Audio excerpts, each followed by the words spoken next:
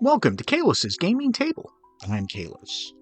Two of the better products that Catalyst Game Labs has released recently have been the Mercenaries box set and Hotspots Hinterlands. Together, they give the framework to build your own personal mercenary company and grow it. They both have some great ideas, but I have some thoughts after playing this framework for the last 4 months or so. Now, all of my observations and critiques are based off of using the Mercenaries and Hotspots Hinterlands with classic Battletech. I have not tried this with Alpha Strike, though I know of others who are using it for Alpha Strike. Let's get to the stuff that I really do like, and there is a lot. You start with 3k points to buy 1 or 2 mechs, and you get a couple of pilot bumps that won't affect your battle value. Then you have 3,000 additional points to pay for travel, repairs, and eventual upgrades. Done. This gives you a chance to field some units you might not normally run. The bookkeeping is also simple, and you don't need an accounting degree to handle it. I put together a simple spreadsheet so that I can plug in the numbers and have it do the math for me. Dishes are done, man. I find the BSP rules fast and fun. I know there are some who will die on the total warfare hill when using vehicles and infantry, but I like the simplicity of the BSP, easy to determine how many points. I don't have to drag total warfare around, and it keeps the games flowing smoothly. Add into this the absolutely gorgeous plastic model CGL has released, and it's glorious to see him on the table. At scale 1, the battles can be ridiculously quick. Using a single map sheet, the action is frantic. All of the missions have a timer as well, meaning that you usually have between 8 and 12 turns to complete your objectives. I really like that. We've run 3 or 4 scale 1 missions in a single afternoon, including handling the bookkeeping. I dig the fact that you get to negotiate your contracts, using your reputation, giving you the ability to increase your payout, take a higher percentage of salvage, or get your repairs handled. It all depends on what you're looking to get out of the contract. Each of the Hinterlands contracts also has 2 sides, so you can look at the initial terms, as well as perks, and choose which side of the fight you want to represent. This helps tell the story about how the contract unfolds. If you don't want to run any of the pre-generated contracts in Hinterlands, there's also a section of the book dedicated on creating your own custom contracts. Now, I haven't done this yet, but it looks simple, step by step, and with a little work, can also be adapted to other eras and regions of the Inner Sphere. A lot of the maps for each contract are randomly selected, so you can get something you might breeze through, or you can get one of those dreaded urban maps that has a bunch of sub-levels, water, and level 10 buildings. It certainly adds to the chaos that can be the contract. It does mean that someone in your local group should have all the currently released maps, otherwise you're falling back to the handful of maps you might have. I do like the variety of maps, and I do plan to pick up more. I really like the fact that each of the Hinterlands contracts has complications, and how bad it can be influenced by your status with the employer. It can range from no complications to the weather is bad, to all PSP units subtract a d6 from their movement. I've had that complication, and it's not fun when you can't roll high enough to get any of your units onto the table. I also dig that the BSP points that you get, you can spend as you see fit, getting more if you are under the battle value cap. That can give you some strikes to take out some annoying units, or defend against a strike, or bring some nasty vehicles to give the Op 4 something else to chew through. You can also test drive some different vehicle options, as the BSPs are not set in stone, and you can change them up between missions. Almodicin is an interesting place where you can go, train up your mech warriors, buy some SPAs, hire new mech warriors, or purchase new mechs. The fluff really makes it sound out a bit like Mos Eisley from Star Wars. One of the best ideas in the book is the concept of take one for the team. This is where, instead of playing your own mercenary company, you can take control of a local force and not risk your own mech warriors or mechs. These forces can be from a local militia, a Lyran force, or even the Hell's Horses. There are random tables at the back of the book where you can roll a force from scale 1 to scale 3. At scale 1, most of the take one for the team op force can be challenging, with one mercenary option starting with 2 manticores with targeting computers. They do 15 points of damage each, so they are head cappers, and that can be rough. I've gone over the things that I like. Now it's time to go over some of the stuff I'm not as much of a fan of. First and foremost, and there's no way to sugarcoat this, I don't believe either sets of rules were fully play-tested. I mean, rigorously tested, top to bottom, with an actual attempt to break the rules and fix them. In the first printing of Hotspots Hinterlands, there are a lot of misprints and changes that required multiple pages of errata to cover. There is at least one mission where the attacker and defender goals have been reversed. My guess is that they had a hard deadline, probably due to the release of the Mercenaries Kickstarter, and needed to go to print. But still, while I realize that no book is perfect, and that errors will be missed, for this many to be rushed through is a pretty bad look. Within a week of Hinterlands being released, there was already a pretty massive errata page, with mostly little nitpick fixes, but there were some also pretty major things. The second big thing, and this is more of a personal issue, is that the entire framework for Hinterlands and the Mercs box set is built around PvP. Namely, your mercenary company going up against another player's mercenary company. Yes, I know that this is a game where two players play against each other, however, in the end, it often boils down to a zero-sum game.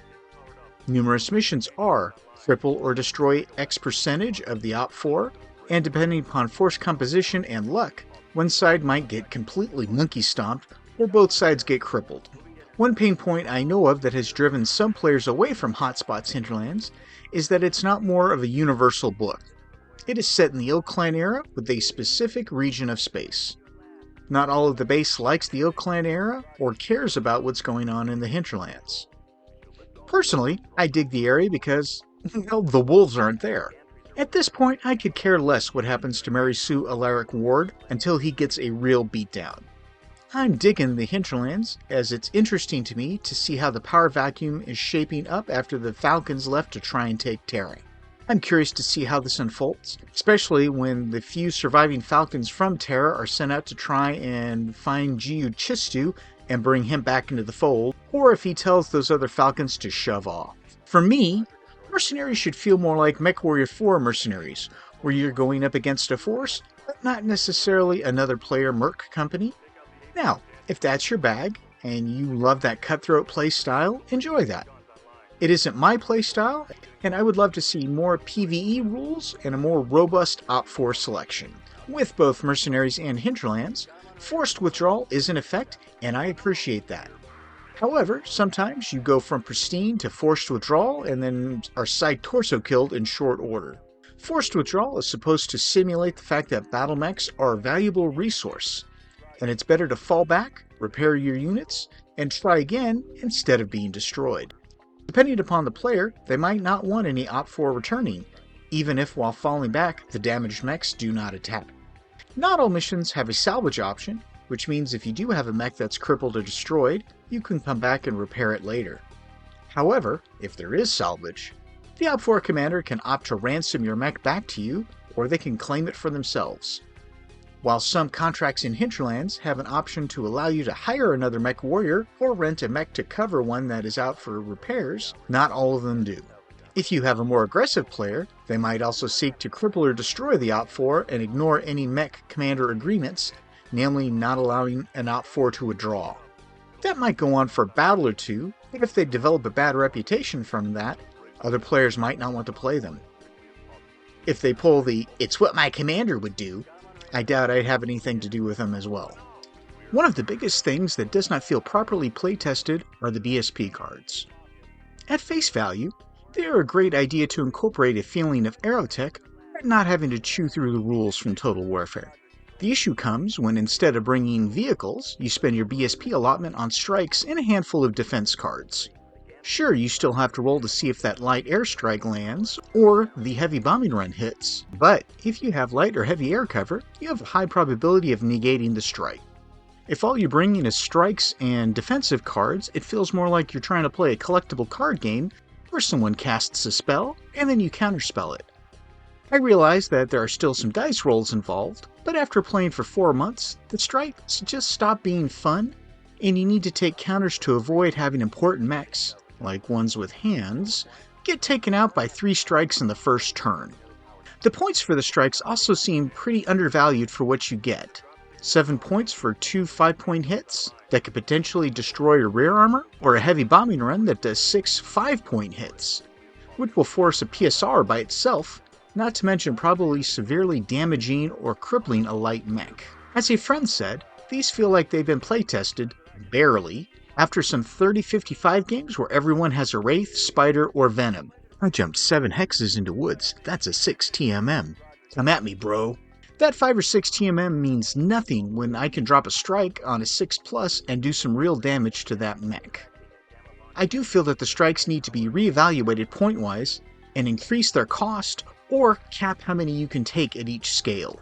Rules is written, you can deploy 3 strikes at a time per turn. My suggestion is that you can only use a number of strikes equal to your scale per turn.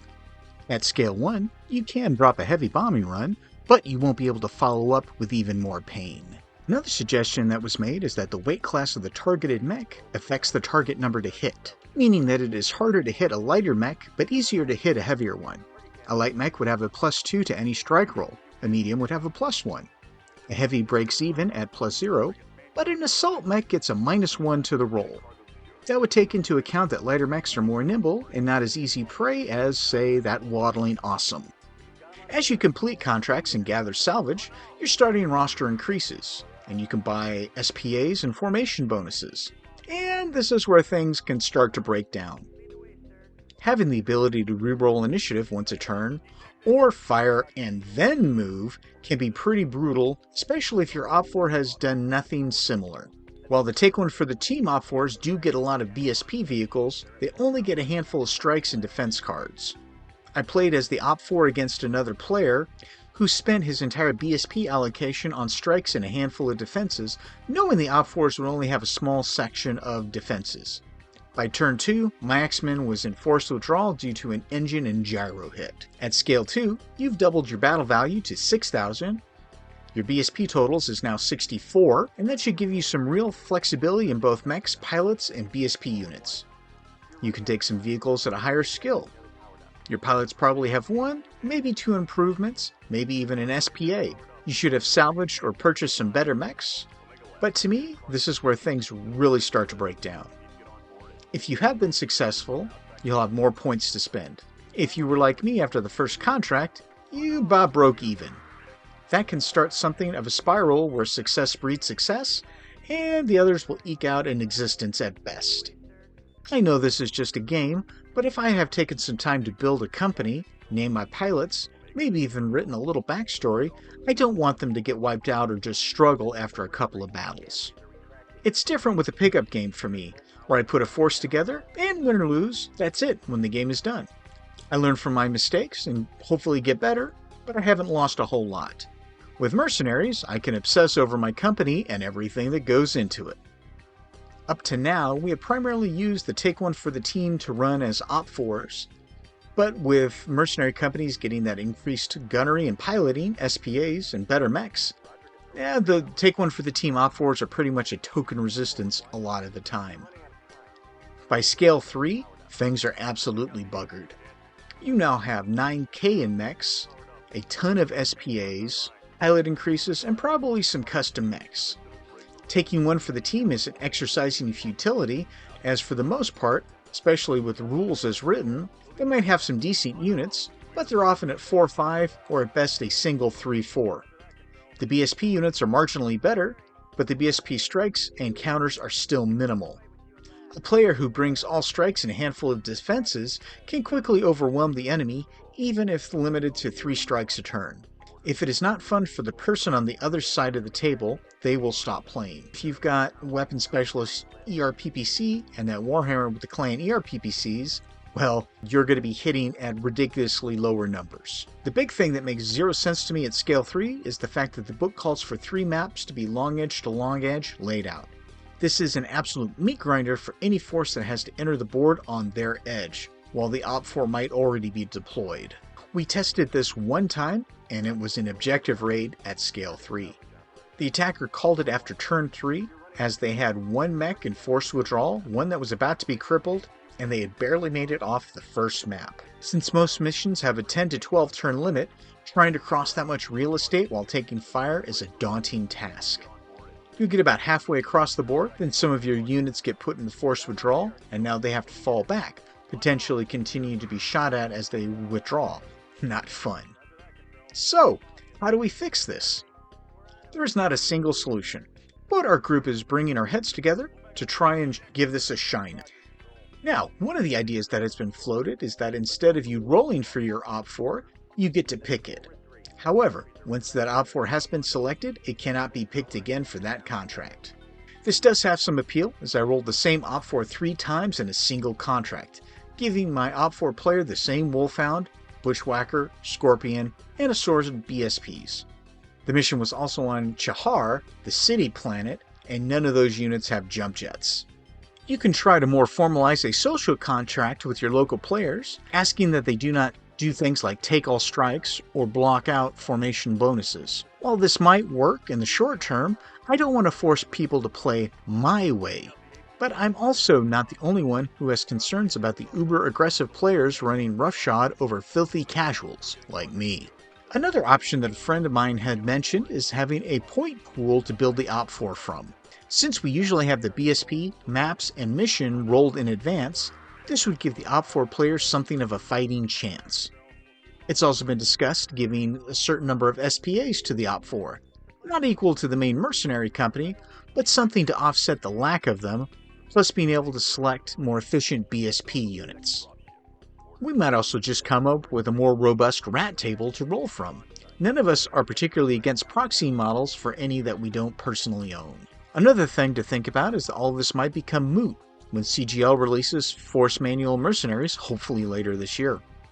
My hope is that the feedback that has been provided for both Mercenaries and Hinterlands is added to this book. I'd like to see multiple eras, different rats, and links to other products, as I know the real estate in a book is finite, but gamers are a very creative bunch, and giving links and options might be enough. I'd also like to see Force Manual's Mercenaries thoroughly playtested. Give the PDF to a group of CGL demo agents with the mandate, go forth and break this, and those demo agents and their players will find every broken rule, everything that does not play well, spelling, as well as formatting errors. They do it for a chance to help Catalyst Game Labs make the best product that they can. Now, I know some of you will say, why worry about this? Just use campaign ops.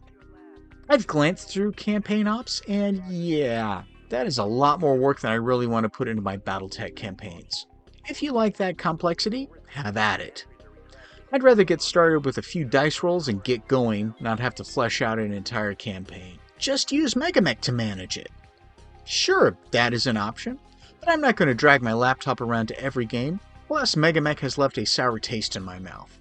I know a lot of folks swear by it, but I also don't want to have to learn another piece of software when I have a much easier framework to use. I can appreciate the labor of love the Megamech crew has put into it, and keeping it alive for as long as they have, but for right now, it's not my cup of tea.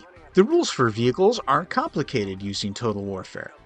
Sure, but I have enough to manage with my Lance of Mechs, and now having to do the same with a bunch of vehicles, consulting charts based on which side the vehicle was hit, crossing off 100 new pips, and worrying about motive crits, pets. Now, if you want to use those rules, have fun, but I'm all for the more simplified rules. Learn to play, noob, or get good. Well, if that's your attitude, I can't help you. You are probably one of those players who min-maxes your lists, creating improved jump jet pulse laser boats, or reconfigure your mechs so that they become so optimized they lose all flavor. Yeah, if that's your playstyle, get after it, but that isn't my bag. So those are my current thoughts on Mercenaries and Hotspots Hinterlands. This is a good start, but it needs to be refined and cleaned up a lot. I'm hoping that once the rule set are cleaned up, it will move like a well-oiled machine. What can I say? I'm an optimist. If you've made it this far, well, thank you. If you want to help my channel grow, you can like, subscribe, comment below, and share the video with others. If you want to follow me on social media, you can do so through Bluesky, where I share a lot of my pictures. If you would like to more substantially support the channel, you can do so through my Ko-fi link below. Thank you. So I've gone over some of what we've been discussing to improve the new Mercenary and Hinterlands rules. I'm not sure how this will go, but I think it's a solid start. What are your thoughts on the new Mercenaries rules, and what do you think about Hotspots Hinterlands? What have you done to improve the experience? Do you have any ideas on how to help clean these things up? Let me know in the comments below, and I'll catch you in the next video.